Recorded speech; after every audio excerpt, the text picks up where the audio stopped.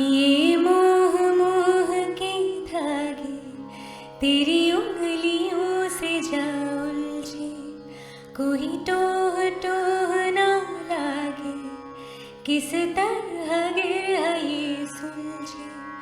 है रोम रोम एक तारा,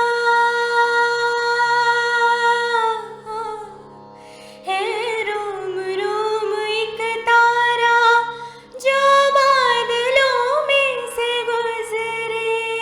আমার শেখা, আমি থাকি মিদনাপুরে, তো আমার ওখানেই আমার শুরু হয়।